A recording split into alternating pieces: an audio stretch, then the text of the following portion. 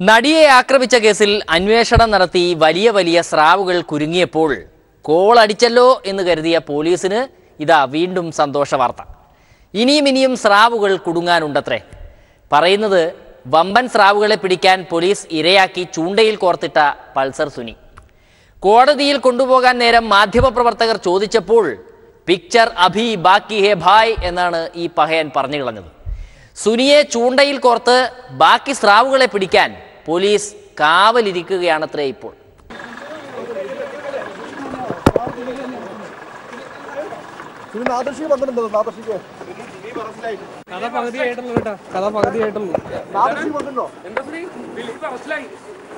തീർച്ചയായിട്ടും ഇനിയും പല പ്രതികൾ ഈ കേസിൽ ഉൾപ്പെട്ടിട്ടുണ്ട് എന്നാണ് പ്രതിയുമായുള്ള ചർച്ചയും നടന്നപ്പോൾ മനസ്സിലായിട്ടുള്ളത്. വരും ദിവസങ്ങളിൽ അത് വെളിപ്പെടും. അതിപ്പോൾ നമുക്ക് പറയാൻ സാധിക്കില്ല. മലയാള സിനിമയും സിനിമയുമായി ബന്ധപ്പെട്ട മറ്റു തരത്തിലുള്ള ആളുകളാണ്. പോലീസ് കസ്റ്റഡിയിൽ വെച്ച് ഏതൊരു പ്രതിയും കൊടുക്കുന്ന മൊഴി നിയമപരമായി സ്വീകാര്യമല്ലെന്നും അതിന് നിയമപരമായി സാധുതയില്ലെന്നും എല്ലാ വിധിന്യായങ്ങളും സുപ്രീം കോടതിയിൽ പറയുന്നുണ്ട്. എന്നാൽ ഒരു മജിസ്ട്രേറ്റിൻ്റെ മുന്നിൽ വെച്ച് കൊടുക്കുന്ന മൊഴിക്കാണ് നിയമപരമായി സാധുതയുള്ളത്. ഒരൊറ്റ കാരണങ്ങൾ കൊണ്ടാണ് ഒരു രഹസ്യമൊഴി കൊടുക്കാനായിട്ട് ഈ പറയുന്ന പ്രതി തീരുമാനിച്ചിരിക്കുന്നത്. അതിൻ്റെ പശ്ചാത്തലത്തിലാണ് ഇങ്ങനെ അപേക്ഷ കൊടുക്കാൻ ഉദ്ദേശിക്കുന്നത്. പൾസറിനെ രക്ഷിക്കാൻ വന്ന ആളൂർ വക്കീലിന്റെ ഉദ്ദേശം എന്താണെന്ന് ഇതുവരെയും പിടികിട്ടിയിട്ടില്ല. പൾസറിനെ രക്ഷിക്കലാണോ ആശാന്റെ ചുമതല, അതോ പൾസറിനോടൊപ്പം മറ്റുള്ളവർക്കും കൂടി പണി കൊടുക്കുക എന്നതാണോ? ഒന്നും പിടികിട്ടുന്നില്ല. ഇനിയും പല പ്രതികളും ഈ കേസിൽ ഉൾപ്പെടുമെന്നുള്ളതും അറസ്റ്റുകൾ രേഖപ്പെടുത്തുമെന്നുള്ളതും വിശ്വസിക്കുന്നു. അതനുസരിച്ച് കേസ് മുന്നോട്ട് പോകും. കേസ് മുന്നോട്ട് പോയാൽ മാത്രമേ ഈ കേസ് ട്രയൽ ലെവലിലേക്ക് ജില്ലാ സെഷൻ കോടതിയിലേക്ക് മാറ്റാൻ സാധിക്കുകയുള്ളൂ. ജാമ്യം കിട്ടാത്ത അവസ്ഥയാണെങ്കിൽ, കൊടുക്കാത്ത അവസ്ഥയാണെങ്കിൽ എത്രയും വേഗം ട്രയൽ നടത്തി കേസ് അവസാനിപ്പിക്കുക എന്നുള്ളൊരു പരിഗണന കൂടി പ്രതികളുടെ ഭാഗത്തു നിന്നുമുണ്ട്. അതുകൊണ്ട് ഈ കേസിൽ ഇനിയും പ്രതികളോ അല്ലെങ്കിൽ ആരെങ്കിലും ഉണ്ടോ എങ്കിൽ ആ അറസ്റ്റ് എത്രയും പെട്ടെന്ന് തന്നെ നടത്തും എന്ന് വിശ്വസിക്കുന്നു. മാധ്യമങ്ങൾ സിനിമാക്കാരെ നിന്നു തിരിയാൻ പറ്റാത്ത വിധം നാറ്റിക്കുന്നത് കണ്ട് സന്തോഷിക്കുന്നത് ഇവിടുത്തെ രാഷ്ട്രീയക്കാരാണ് പോലും. രാഷ്ട്രീയ നേതാക്കൾക്കെല്ലാം അറസ്റ്റും കാര്യങ്ങളുമൊക്കെ പെരുത്ത് ഇഷ്ടമായി പോലും. മാധ്യമങ്ങൾക്ക് നന്ദി പറയാനും രാഷ്ട്രീയക്കാർക്ക് മടിയില്ല. കഴിഞ്ഞ 3 മാസക്കാലമായി നിങ്ങൾ മാധ്യമ പ്രവർത്തകർ നടത്തിയ അതിശക്തമായിട്ടുള്ള ഇടപെടലും ഇല്ലായിരുന്നുവെങ്കിൽ ദിലീപ് ഇപ്പോഴും മാന്യനായിട്ട് നടക്കുമായിരുന്നു. അദ്ദേഹം സിനിമയിൽ അഭിനയിച്ച നായകന്റെ വേഷത്തിൽ തന്നെ അദ്ദേഹം ഇപ്പോഴും മുന്നോട്ട് പോകുമായിരുന്നു. കൊടുത്താൽ കൊല്ലത്തും കിട്ടും എന്നാണല്ലോ ചൊല്ല്. പാവങ്ങളായ രാഷ്ട്രീയക്കാരെ കളിയാക്കിയതിന് സിനിമാക്കാർക്ക് കിട്ടിയ ദോഷമാണത്രേ ഈ ചീത്തപ്പേര്. ഏതായാലും ഒരു കാര്യം വ്യക്തമായി, പല സിനിമകളിലും രാഷ്ട്രീയക്കാരെയാണ് കളിയാക്കാറ്. ഞങ്ങളെ കളിയാക്കുന്നൊരു ഹോബിയായിരുന്നു സിനിമക്കാർ. ഏതായാലും ഇത്രയും വൃത്തികേടൊന്നും രാഷ്ട്രീയത്തിൽ. ഞങ്ങളൊക്കെ വ്യത്യസ്ത വീക്ഷണങ്ങളുണ്ടെങ്കിലും സ്വന്തം നിലനിൽപ്പിന് പോരാടുന്നല്ലാതെ ഗുണ്ടാളെ വിട്ട് തല്ലിക്കലും ഏർപ്പാടുകളൊന്നുമില്ല. രാഷ്ട്രീയക്കാരെ കളിയാക്കി സിനിമ എടുത്താലും സിനിമയ്ക്ക് അവാർഡ് വേണമെങ്കിൽ ഇതേ രാഷ്ട്രീയക്കാരുടെ പിറകെ നടക്കണം പോലും. എല്ലാ അവാർഡുകളും ഇങ്ങനെയൊക്കെയാണ് കൊടുക്കുന്നത് എന്ന് ഇപ്പോഴാണ് മനസ്സിലായത്. തെറ്റുകളും കുറ്റങ്ങളൊക്കെ ഞങ്ങൾക്കുണ്ട്. അത് ഞങ്ങളുടെ ജീവിതം എന്ന് പറഞ്ഞാൽ തുറന്ന പുസ്തകങ്ങളാണ്. അത് നിങ്ങളിലൂടെ ജനങ്ങൾ മുഴുവൻ ഞങ്ങളുടെ എല്ലാ കാര്യങ്ങളും മനസ്സിലാക്കുന്നവർ. 5 കൊല്ലം കൂടുമ്പോൾ ഞങ്ങളെ ജനങ്ങൾ ജനകീയമായിട്ട് വിചാരണ നടത്തുന്നു. ഇവരൊന്നും ആരും ഒരു വിചാരണയും നടത്തുന്നില്ല. ഞങ്ങളെയൊക്കെ കളിയാക്കിയിട്ട് സിനിമ എടുക്കും, എന്നിട്ട് ആ സിനിമയ്ക്ക് അവാർഡ് വാങ്ങാൻ രാഷ്ട്രീയക്കാരെ പുറകെ നടക്കും. ഏതായാലും ഇത്രയും വൃത്തികേട് ഒരു ഫീൽഡിലും ഇല്ല. കെ മുരളീധരൻജിയെ പോലുള്ള രാഷ്ട്രീയക്കാർ ഈ കേസിൽ മാധ്യമങ്ങളെ പുകഴ്ത്തി എന്ന് കരുതി എല്ലാ രാഷ്ട്രീയക്കാരും അങ്ങനല്ല കേട്ടോ. പൂഞ്ഞാറിലെ ഒറ്റയാൻ നേതാവിന് അഭിപ്രായം വേറെയാണ്. സഹതാപ തരംഗമുണ്ടാക്കാൻ ദിലീപ് അനുകൂലികൾ PR ഏജൻസിയെ ഏർപ്പാടാക്കി എന്നൊക്കെ കേട്ടല്ലോ. എന്തിനാണ് അതിൻ്റെയൊക്കെ ആവശ്യം? ഈ PC ജോർജ് സാറിനെ കൊണ്ട് എല്ലായിടത്തും പോയി പ്രസംഗിപ്പിച്ചാൽ പോരായിരുന്നോ? രാംകുമാർ വക്കീലിനറിയാത്ത ലോ പോയിന്റ് പോലും PC-ക്ക് അറിയാം. ഇവിടെ ഒരു സിനിമാ നടനെ അറസ്റ്റ് ചെയ്ത് ഗവൺമെന്റ് ചെയ്യട്ടെ, പക്കാലത്ത് പിടിച്ച് ചെയ്യാൻ വന്നവനല്ല. പക്ഷേ കേരളത്തിലെ ജനങ്ങൾ മനസ്സിലാക്കേണ്ട ഒരു കാര്യം, നടനെ അറസ്റ്റ് ചെയ്തതിൻ്റെ പിറ്റേ ദിവസം കേരളത്തിലെ മുഴുവൻ കടകളും അടിച്ചു കിടക്കുക. മറിച്ച് വ്യാപാരി വ്യവസായി ഏകോപന സമിതിയുടെ സമരമാണ്. മുഴുവൻ കടകളും ബന്ധുമാതിരി അടഞ്ഞു കിടക്കുക. ഞാൻ മുകുന്ദനുണ്ണി വക്കീല. അതിന്റെ തലേ ദിവസം ഈ സിനിമാ നടനെ അങ്ങ് അറസ്റ്റ് ചെയ്തു. ഏതെങ്കിലും ജനം അത് ശ്രദ്ധിച്ചോ? സിനിമാ നടന്റെ പുറകെ കിടക്കില്ല ജനമല്ല, മാധ്യമങ്ങൾ. എനിക്ക് മാധ്യമങ്ങളോട് സങ്കടമുണ്ട്. നിങ്ങളും സിനിമാ നടന്റെ പുറകെ പോയി, അല്ലെ നടിമാരുടെ പുറകെ പോയി, ജനത്തെ അങ്ങോട്ട് തിരിച്ചുവിട്ടു. ഈ കേരളത്തിലെ വേദനിക്കുന്ന ഈ അനുഭവം ജനങ്ങളോടത് കണ്ടെത്താനോ ജനങ്ങളുടെ മുമ്പിൽ ജനങ്ങളുടെ ആവശ്യം ഉയർത്തിക്കാട്ടി പ്രതിഷേധിക്കാനോ മാധ്യമങ്ങൾ പോലും ഇല്ലാതെ പോയി. സെൻകുമാർ സാർ വെറുതെ വിടാൻ പറഞ്ഞിട്ട് പോലും ഈ പോലീസുകാർ കേട്ടില്ല. സെൻകുമാർ സാർ റിട്ടയർ ആയ ഉടൻ പോലീസുകാർ ദിലീപിനെ അറസ്റ്റ് ചെയ്ത് കളഞ്ഞു. PC-ക്ക് മാത്രം അറിയാവുന്ന സത്യം. അയാളെ പിടിച്ചു വെച്ച കാര്യം എന്തായി? സിനിമാക്കാരനെ മറുപടിയില്ല, മര്യാദയ്ക്ക് വിട്ടേക്കാൻ ഒരു തെളിവില്ല, ഒരു കേസും ഇല്ല, വിട്ടേച്ചു. എന്താ ഉദ്ദേശം? പിറ്റേ ദിവസം ഇലക്ഷനുകളെ പ്രസിഡന്റ് ആക്കരുത്, അത്രയും നേരം ചോദ്യം ചെയ്തതെന്ന് പേരും പറഞ്ഞ് പിടിച്ചു വെക്കാനാണ് ഉദ്ദേശിച്ചത്. DGP സ്ട്രോങ് നിലപാട് സ്വീകരിച്ച് വിടേണ്ടി വന്നു. വീണ്ടും പിറ്റേ ദിവസം രാവിലെ എക്സിക്യൂട്ടീവ്സിൻ്റെ പ്രസിഡൻ്റായ അയാൾ പ്രസിഡൻ്റായപ്പോൾ പിന്നെ എന്താ മാർഗം? ഒരു മാർഗവും ഇല്ല. അപ്പോഴാണ് സെൻകുമാർ പെൻഷൻ പറ്റുന്നത്. പെൻഷനെ പറ്റി ഉടനെ ആക്ട് ചെയ്തു, പിടിച്ചകത്തിട്ടു. ചോദ്യം ചെയ്യുന്ന 13 മണിക്കൂർ ചോദ്യം, 11 മണിക്കൂർ ചോദ്യം. ഏതായി ചോദ്യം? ഇത്രയൊക്കെ പറയുന്നത് കണ്ടിട്ട് PC ദിലീപിനെ സപ്പോർട്ട് ചെയ്യുകയാണ് എന്ന് ആരും തെറ്റിദ്ധരിച്ചു പോകരുത്. അത് ശത്രുക്കൾ പറഞ്ഞുണ്ടാക്കുന്നതാണ്. എനിക്ക് സംശയങ്ങളുണ്ടെന്നാണ് പറഞ്ഞു. തെറ്റിദ്ധരിക്കരുത്. ഇവിടെ അങ്ങനെ ഒരു വലിയ പ്രചരണം നടക്കണം. ഞാൻ ദിലീപ് തെറ്റുകാരനല്ലെന്ന് പറഞ്ഞു. ഞാൻ പറഞ്ഞില്ല.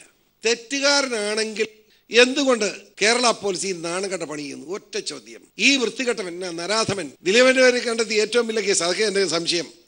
ദിലീപും ഒരാളും കൂടെ അവരുടെ കാരവൻ്റെ അവിടെ സംസാരിച്ചുകൊണ്ടിരിക്കുന്നു. അപ്പോൾ അങ്ങ് പുറകിൽ ഈ കള്ളം നിപ്പുണ്ട്. അതാണ് ഏറ്റവും വലിയ തെളിവ്. ഒന്നുകൂടെ മനസ്സിലാക്കണം. ഒരു വക്കീലിനെ പിടിച്ചു.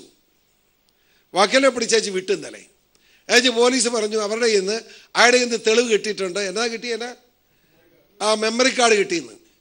ഞാൻ ആധികാരികമായി പറയുന്ന വക്കീലിന് ബന്ധപ്പെട്ട ഇന്ന് തന്നെ സംസാരിച്ചത് അയാളുടെ ഇന്ന് ഒരു മെമ്മറി കാർഡും പോലീസിന് കിട്ടിയിട്ടില്ല. പോലീസ് ശുദ്ധ കളവ് പറഞ്ഞതാണ്. ഞാൻ നിങ്ങളോട് പറയും. കോൺഗ്രസിന് കഴിഞ്ഞ ദിവസം ഒരു അബദ്ധം പറ്റി. മറ്റൊന്നുമല്ല, ഈ വേലിയിൽ കിടന്ന പാമ്പിനെ എടുത്ത് തോളത്ത് വെക്കുക എന്നതുപോലൊരു സംഗതി. അതായത് KPCCയുടെ മദ്യവിരുദ്ധ പരിപാടിയിൽ ഉദ്ഘാടനം ചെയ്യാൻ സുഗതകുമാരി ടീച്ചറിനെ വിളിച്ചു. കോൺഗ്രസിനെ പുകഴ്ത്തി ടീച്ചർ 4 നല്ല വർത്തമാനം പറയുമല്ലോ എന്നാണ് കരുതിയിരുന്നത്. പക്ഷേ സുഗതകുമാരി ടീച്ചറുടെ പ്രസംഗം കേട്ട് നേതാക്കളുടെ വയറ് നിറഞ്ഞു. കോൺഗ്രസ്സുകാരെ കൊണ്ട് ഒരു ചുക്കിനും ചുണ്ണാമ്പിനും കൊള്ളില്ല എന്നായിരുന്നു ടീച്ചറുടെ പ്രസംഗത്തിൻ്റെ രത്ന ചുരുക്കം. ആദ്യം എനിക്ക് പറയാനുള്ളത് അദ്ദേഹത്തെ പറ്റിയല്ല, ഒരൊറ്റ ചോദ്യം. നിങ്ങൾക്ക് എന്താണ് ഈ മൗന പ്രാർത്ഥന? കോൺഗ്രസ്സിന് 4 വരി പ്രാർത്ഥന ഇല്ലേ? പണ്ട് നമ്മുടെ ദേശീയ പ്രസ്ഥാനത്തെ ചോരയിൽ മുക്കി കൊന്നുകൊണ്ടിരുന്ന കാലത്ത് വന്ദേ മാതരം എന്ന് വിളിച്ചുകൊണ്ട് മുഷ്ടി ചുരുട്ടി നിർഭയരായി കഴുകുമരത്തിലേക്ക് കയറിയ രക്തസാക്ഷികളുണ്ടായിരുന്നു. വന്ദേ മാതരം ആരുടെയും സ്വന്തം വകയല്ല, ഈ രാജ്യത്തിൻ്റെതാണ്. ആദ്യത്തെ ഒരു 6 വരിയെങ്കിലും നിങ്ങൾക്കെടുത്ത് ചൊല്ലാൻ ഈ കോൺഗ്രസ് ഉപേക്ഷിക്കരുത്. കോൺഗ്രസ് ഗാന്ധിയെ ഉപേക്ഷിച്ച പോലെ വന്ദേ മാതരം ഉപേക്ഷിക്കരുത്. മനസ്സ് മടുത്തിരിക്കുന്നു. എനിക്ക് രാഷ്ട്രീയ പാർട്ടികളിൽ വിശ്വാസം നശിച്ചിരിക്കുന്നു. നിങ്ങൾ പ്രാണൻ കളഞ്ഞ് ഇതിനു വേണ്ടി പൊരുതാൻ ഇറങ്ങുമെന്നൊന്നും എനിക്ക് തോന്നുന്നില്ല. പക്ഷേ കോൺഗ്രസിൻ്റെ ഏറ്റവും പ്രധാനപ്പെട്ട പ്രവർത്തനമായി ഏറ്റെടുത്ത് ഗാന്ധിജിയെ തൊട്ട് സത്യം ചെയ്ത് നിങ്ങൾക്ക് ഇറങ്ങാൻ സാധിച്ചാൽ ഇതിന് കുറെയെങ്കിലും ഒരു പരിഹാരം കാണാൻ സാധിക്കും. രാഷ്ട്രീയ പാർട്ടികളെ ഒന്നും വിശ്വാസമില്ല എന്ന് ടീച്ചർ നേതാക്കളെ ഇരുത്തിക്കൊണ്ട് ഇങ്ങനെ പറഞ്ഞ് വേദനിപ്പിക്കാൻ പാടില്ലായിരുന്നു. ആളുകളെ ബോധവൽക്കരിച്ച് മദ്യപാനം നിർത്തിക്കുന്നതൊക്കെ എന്തുമാത്രം കഷ്ടപ്പാടുള്ള പണിയാണെന്ന് സുഗതകുമാരി ടീച്ചറുണ്ടോ അറിയുന്നു. ജനങ്ങളുടെ മദ്യപാന ശീലം മാറ്റിയെടുക്കാൻ വളരെ ശക്തമായ ബോധവൽക്കരണം വേണം. എത്ര ബോധവൽക്കരണം നടത്തിയാലും അത് പൂർണ്ണ വിജയത്തിലെത്തുമോ എന്ന കാര്യം അദ്ദേഹവും സംശയം പ്രകടിപ്പിച്ചു. ഇത് നമുക്ക് സാമൂഹ്യ യാഥാർത്ഥ്യം. ബോധം നഷ്ടപ്പെട്ടവരെ ബോധവൽക്കരിക്കാൻ പോയ അനുഭവങ്ങൾ മന്മഥൻ സാറ് വിശദീകരിച്ചിട്ടുണ്ട്.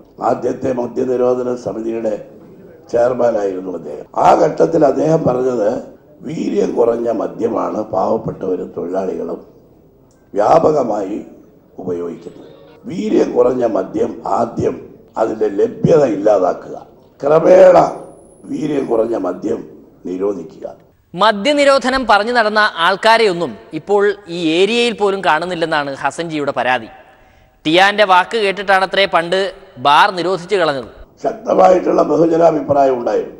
അതാണ് ഞാൻ നേരത്തെ സൂചിപ്പിച്ചത്. മദ്യത്തിനെതിരെ ആ ശക്തിയോടുകൂടി പറഞ്ഞ ആളുകളുടെ ശൂര്യവും അവരുടെ വീര്യവും ഒന്നും ഇന്ന് കാണുന്നില്ല. നമ്മൾ അവരുടെ കൂടി അഭിപ്രായത്തെ മാനിച്ചുകൊണ്ടാണ് ബിവറേജ് ഔട്ട്ലെറ്റുകൾ ഓരോ വർഷവും 10% കൂട്ടാനും. വോട്ടിന് നോട്ട് എന്ന ഇക്വേഷന് പകരം ഇപ്പോൾ വോട്ടിന് ഷാപ്പ് എന്നായത്രേ.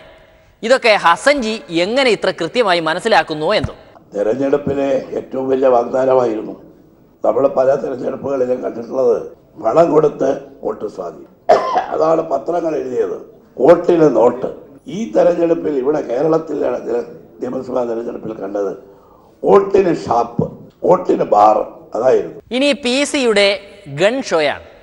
പൂഞ്ഞാറിൽ തോക്കിൻകുഴലിലൂടെ വിപ്ലവം സാധ്യമാക്കാൻ കുറെ നാളായി അക്ഷീണ പരിശ്രമത്തിലാണ് ടിയാൻ. ഇതാ ആ തോക്ക് കണ്ടോളൂ.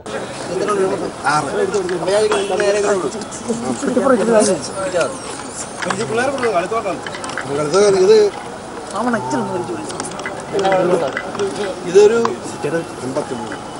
അപ്പം 17-30-35 കൊല്ലത്തെ പഴി. ഒരു റൗണ്ടിൽ 6. അതായത്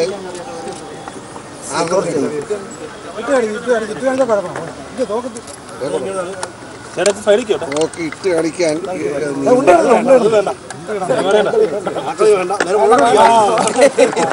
ഞാൻ പറയും ഇതിനകത്ത് ഉണ്ടയില്ലല്ലോ, ഉണ്ടയിട്ടിട്ടില്ല.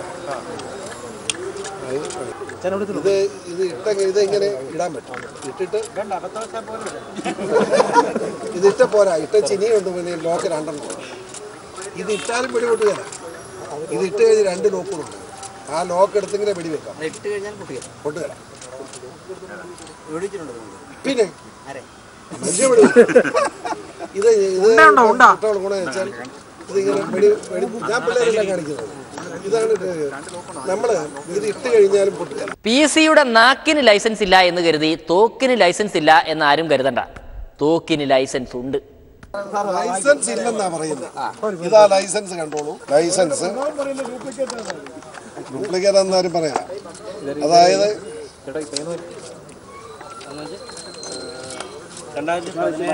മുതൽ 5-3 ഇത് 2020